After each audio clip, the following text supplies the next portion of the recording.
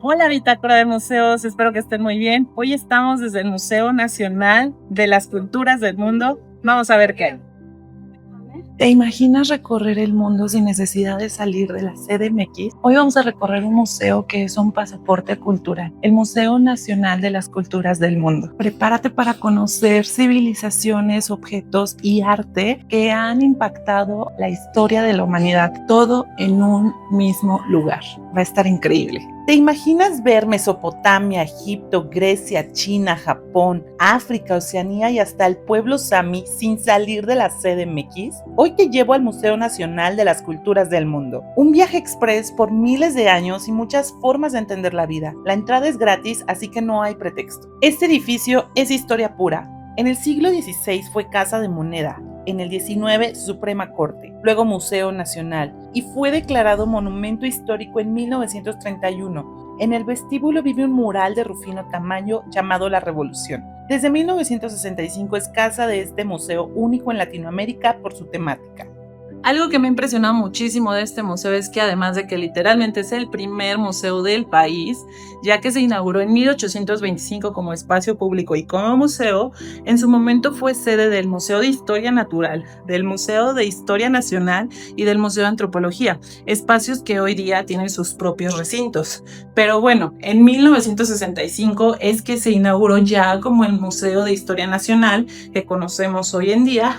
Alberga más de 70,000 diversos objetos, de los cuales de verdad están en muy buen estado, perfectamente preservados. Podemos encontrar desde pintura, cerámica, juguetes, mobiliario, etcétera, de diversas épocas, países y demás, lo cual lo hace un museo súper enriquecedor. Vale muchísimo la pena venir a conocerlo. Este museo se construyó sobre lo que fue la casa de Moctezuma en algún momento. Al cimiento del recinto vamos a encontrar diversas ruinas de lo que fue esto en su momento, la casa de este poderosísimo Tlatoani. Fue el último mural del pintor Rufino Tamayo en 1938. Se llama La Revolución y obviamente evoca la ruptura de las clases sociales y ese levantamiento en armas de acto revolucionario que tienen aquí estos compadres. Adorna la entrada de la biblioteca de este hermoso museo.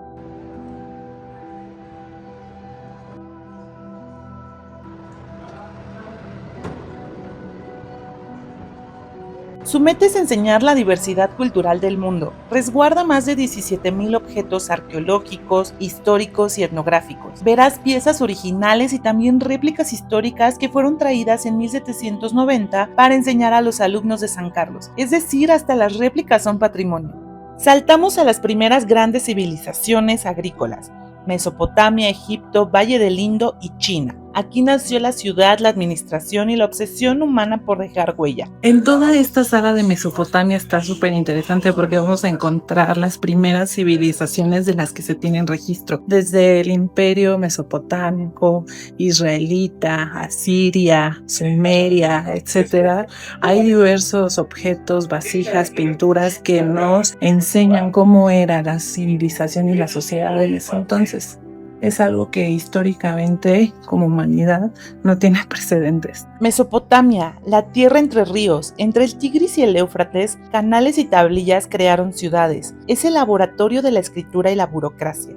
Egipto, Kemet, la Tierra Negra. El Nilo marca el calendario. La idea de Maat, orden, justicia, verdad, sostiene la vida, deidades, amuletos y estética que reconoces al instante.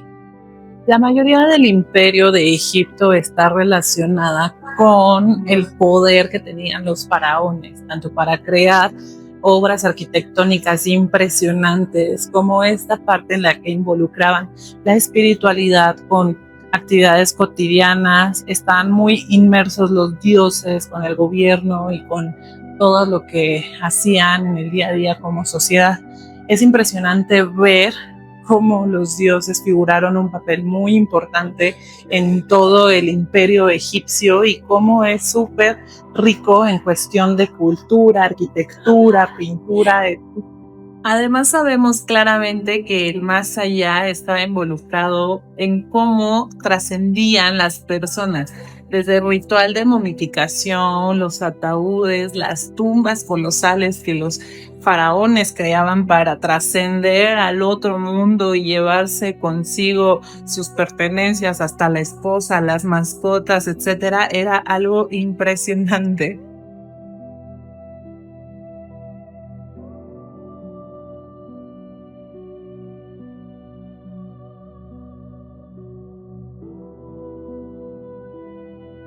China, el país del centro. En China, la escritura es civilización. Caligrafía, bronce, seda y porcelana que conquistó medio planeta, trasfondo el taoísmo y el confucianismo.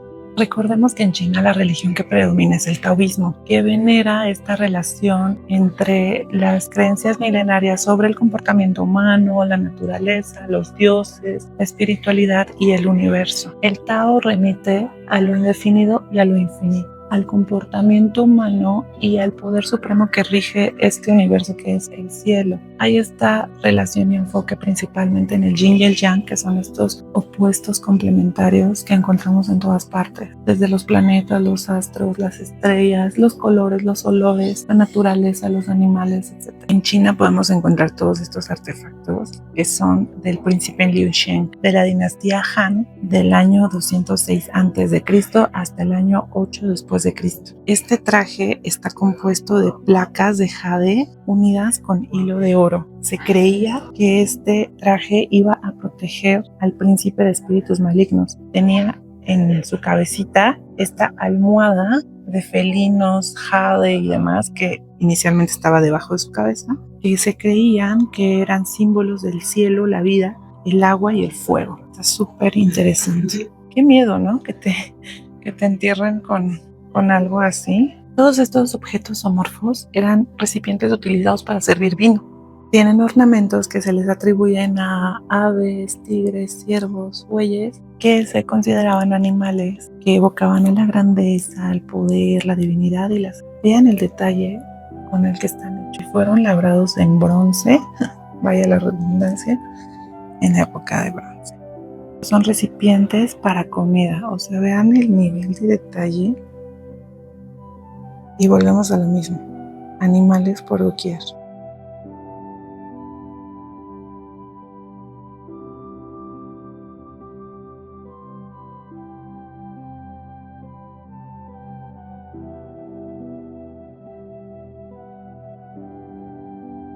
En la sala de China vamos a encontrar la ruta de la seda, donde vamos a encontrar diversos objetos hechos con seda, pinturas bordadas con seda, y está súper hermoso todo este arte. Tenemos un par de indumentaria que es de la minoría étnica mongola.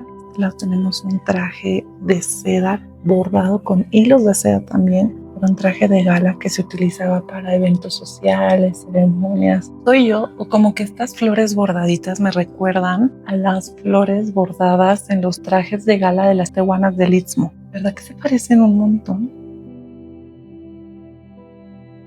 Dudo que la cámara le haga justicia a esto que tenemos aquí. Esto no es una pintura, es un cuadro bordado con hilos de seda que representa uno de los canales y puentes de Suzhou, que es la ciudad acuática del este de China, pero en serio, cada detallito es un hilo de color que está bordado formando la imagen. No sé si de lado se alcance a percibir, pero no le hace justicia a esta preciosidad, de verdad. Qué joya. Y de hecho fue donado por presidencia.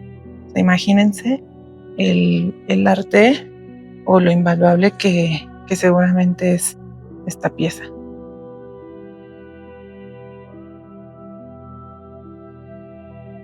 La ópera de Beijing comenzó a tener un auge en la época de Confucio y se caracterizaba porque no había escenografía. Toda la atención se centraba en los actores y por ende tenían que utilizar vestuarios así de ostentosos o máscaras que representaran las emociones, porque principalmente los temas que había en esta ópera era la injusticia, la lealtad, el romance, la pasión, etcétera. Ya saben, el chismecito, lo que nos gusta, el drama.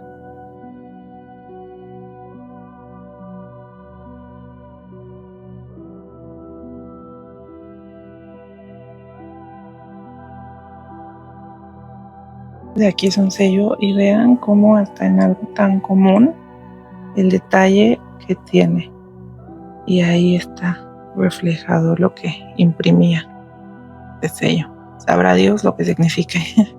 Pero qué belleza, ¿no? El dragón, las personitas, qué hermoso. Yo veo esto y pienso en el Istmo. Digan lo que digan. En China, fíjate en las pinceladas, los sellos de artista y el brillo de la porcelana. Belleza más oficio más filosofía, de verdad es una cultura súper rica y hermosa. Vale la pena muchísimo profundizar en esta sala.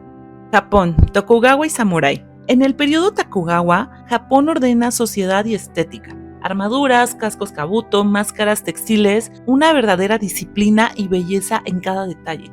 Yo no sabía que en Japón, en el periodo del Kofun, que data del siglo III al VI después de Cristo, los entierros eran en sarcófagos de piedras ubicados en montañas o en algún montículo ahí cercano a la familia. Sin embargo, lo curioso de esto es que afuera de tu tumba estaban estas figuras huecas de arcilla conocidas como haniwas, que representaban las posesiones más valiosas del difunto. Podían ser mascotas, personas, algún ser querido, etcétera, que era una manera tan bella, o se me hace muy cute, de llevarte un pedacito de eso contigo al más allá.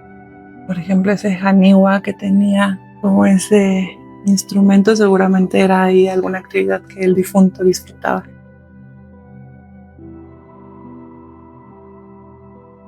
Algo que para los japoneses a la fecha sigue siendo muy valioso es la caligrafía y el manejo del pincel. Dice que incluso dependiendo de esta habilidad que podía tener o desarrollar cualquier persona, se juzgaba su condición social.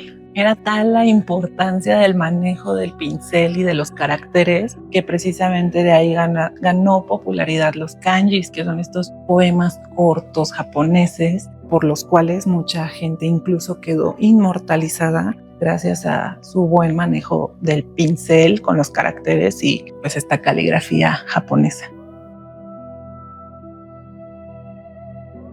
¿Cuántas pelis, videojuegos o historias hemos escuchado sobre los samuráis? Los samuráis eran guerreros súper entrenados y equipados con una conciencia entre la vida y la muerte, en la cual vestían una armadura hecha de placas de hierro y unida por hilos de seda, en donde tenían también una máscara de aspecto feroz para infundir temor y respeto. Aquí podemos apreciar el casco y la máscara feroz. Recuerden, para infundir respeto y temor. Y también cómo están unidas las placas de hierro con el hilo de seda. De verdad que esto es una obra de arte.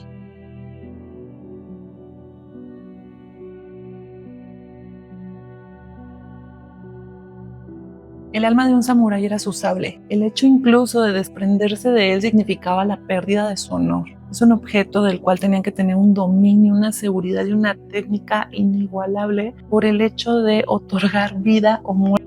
Se le atribuían cualidades como sabiduría, respeto, lealtad, honorabilidad, etc. Y de verdad era una de los componentes de su armadura más importantes que un samurái debía de cuidar hasta el día de su muerte.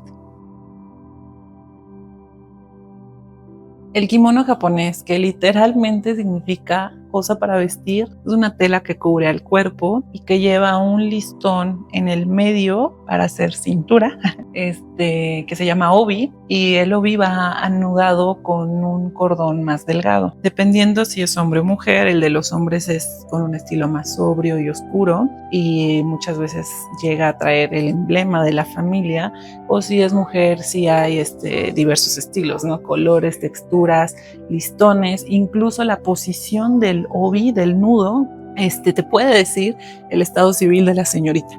Pero aquí tenemos un par de kimonos, estos son negros. Es algo muy bello, por ejemplo, en la cara de la mujer, miren, sí hay unas flores, pero en lo personal siempre se me ha hecho muy elegante la manera de vestir de los japoneses. De este lado tenemos un kimono de mujer, que es para una boda, para una ceremonia nupcial, y el detalle que tiene en los bordados es impresionante. Incluso el detalle de la textura de la tela es algo muy hermoso, la verdad. Sin duda fue una de mis salas favoritas, no solo porque es un país al cual tengo muchísimas ganas de viajar, sino porque te permite profundizar de verdad en ese minimalismo que caracteriza tanto a Japón, observar a profundidad los detalles, las vestimentas, el modo de vida, incluso la armadura samurái que puedes encontrar aquí es algo impresionante. Yo sé que a veces lo decimos de broma, ¿no? De que son Asians, pero en serio que puedes notar el detalle, la creatividad y el empeño que ponen en todas las áreas en las que se involucran. De verdad, esta sala es mágica.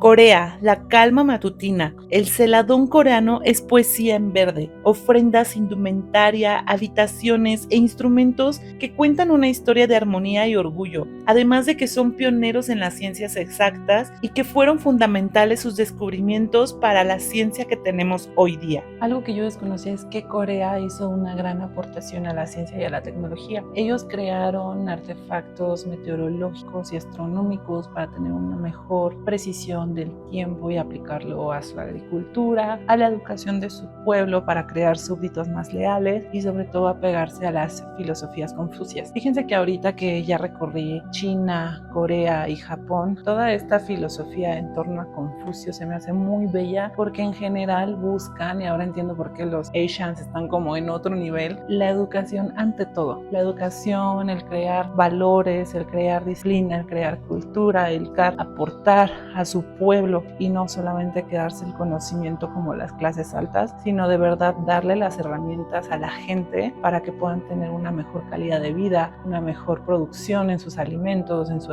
agricultura, en su vestimenta, etcétera. Es algo que de verdad debo reconocer que es admirable porque no por nada llevan una gran ventaja en muchas cuestiones, no solamente de medicina, sino de tecnología, de educación, deportes, etcétera. Y pues bueno, a lo mejor es un poco drástico sus maneras, ¿no? O un poco extremistas, pero de verdad eso los ha hecho llegar tan lejos.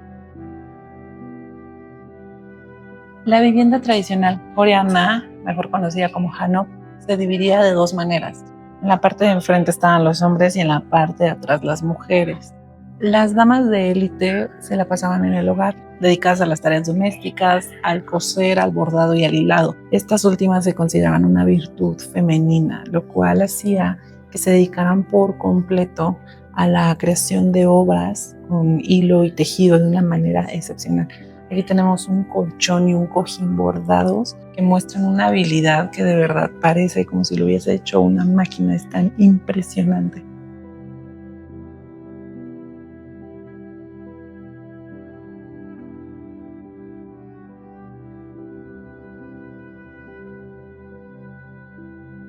La Sala de Corea es un recordatorio de cómo una cultura puede mantenerse firme aún entre invasiones, transformaciones y cambios de era. Aquí todo, desde la porcelana celadón hasta sus instrumentos, rituales y pinturas, reflejan un mismo espíritu, belleza, armonía y resistencia. Salir de esta sala es como dejar atrás un instante de calma matutina, justo como Corea se ha definido a sí misma por siglos. Una de las salas más especiales del museo está dedicada a Chipre, una isla ubicada justo donde Europa, Asia y África se encuentran. Por esa posición estratégica, Chipre fue disputada, conquistada y compartida por múltiples culturas: griegos, fenicios, romanos, bizantinos, otomanos y británicos. Todo eso dejó una mezcla cultural única. En estas salas se pueden ver cerámicas, objetos rituales, piezas decorativas y elementos de uso cotidiano que muestran esta fusión de influencias. Muchos objetos chipriotas tienen símbolos asociados a la fertilidad, al mar y al comercio marítimo, tres ejes esenciales de la identidad de la isla. Es una ventana chiquita pero poderosa hacia una cultura que resume perfectamente lo que es este museo, un puente entre mundos. La sala de Chipre es una sala muy pequeñita, pero que vale muchísimo la pena darse una vuelta porque pueden encontrar diversos textiles y serigrafías que son de las islas. Recuerden que Chipre es una de las islas más grandes que componen el Mediterráneo y esta sala se inauguró apenas en el 2009-2010. Pueden encontrar diversos textiles que tienen una influencia muy marcada del estilo griego, pero de verdad es algo muy bonito que vale la pena mucho conocer. En la indumentaria de los chipres, en la moda femenina, podemos encontrar esta túnica muy bella que se llama saya y que tiene una abertura aquí al frente. Se utiliza encima de una blusa y un pantalón que hacen juego y está hecho en algodón muy resistente. Se caracteriza por las líneas verticales y es el traje típico que se utiliza para bailables, ceremonias, etc.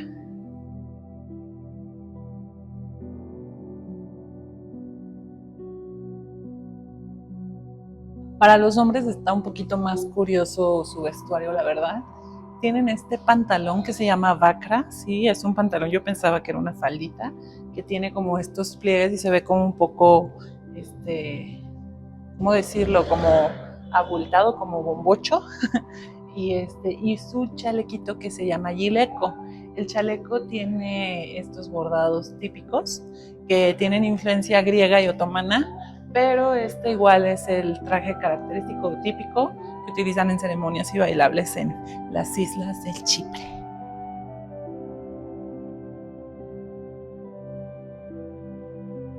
Algo muy lindo de esta sala de Chipre es la leyenda de los Calicanzaros. No sé si lo estoy pronunciando bien, pero trata de la historia de pequeños duendecillos navideños que justo salen en esa temporada para hacer travesuras a las personas. Entonces vamos a encontrar una serie de serigrafías con diversos cuentos de estos seres mágicos haciendo sus travesuras, los cuales desaparecen a la víspera de Navidad.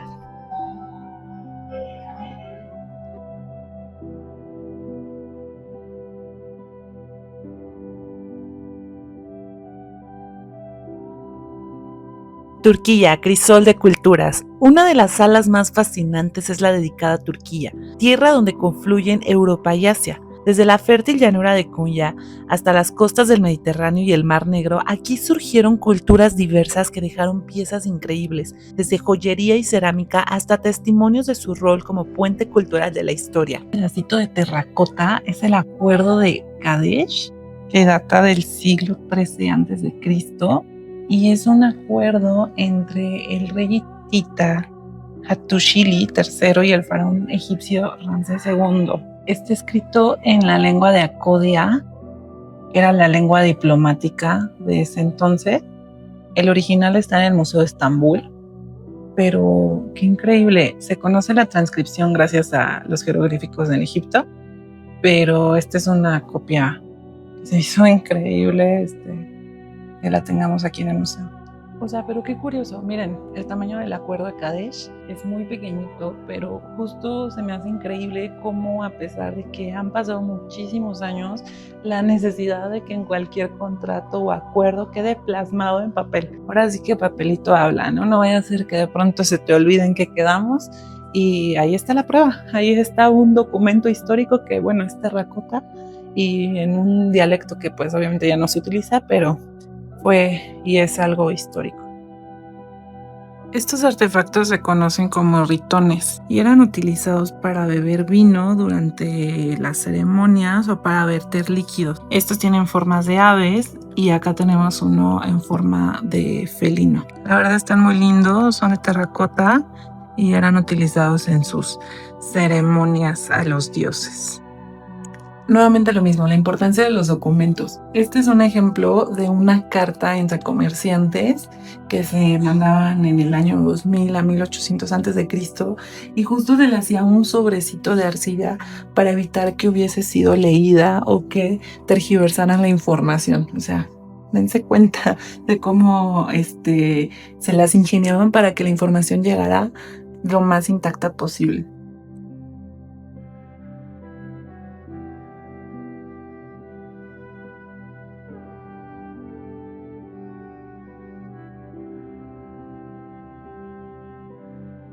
Fíjense qué interesante, en Roma hay mosaicos de esqueletos en los comedores, pero bueno, este representa a un cadáver muy cómodo en un cojín, sosteniendo una copita de vino y tiene acá más vino y unas hogazas de pan. En griego dice eufrosinos, que significa alégrate.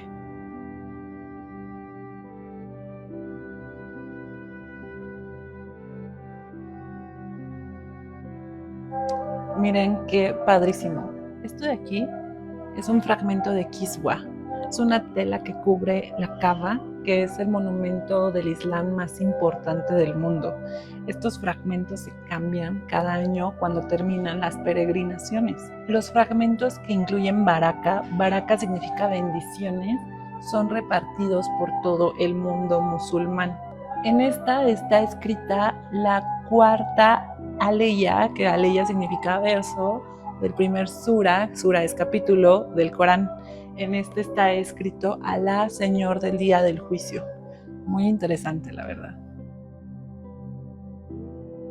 Seguramente han escuchado del café turco. ¿Sabían que fue declarado Patrimonio Inmaterial por la UNESCO? Es único el sabor, la intensidad, y aquí tenemos un par de utensilios de primera mano de cómo se hacía de manera tradicional. ¡Qué interesante! Me encanta. Aquí tenemos una cajita de madera tallada a mano para guardar el azúcar. Acá se tostaba el café. Ahí estaban estas pincitas para mover las brasas mientras se cocía. Es una cafetera y obviamente las tazas. ¡Qué belleza! Si de por sí ya tenía ganas de ir a Turquía, ahorita estoy así de que ya, tenemos que ir. Está increíble la sala de Turquía, se la recomiendo muchísimo.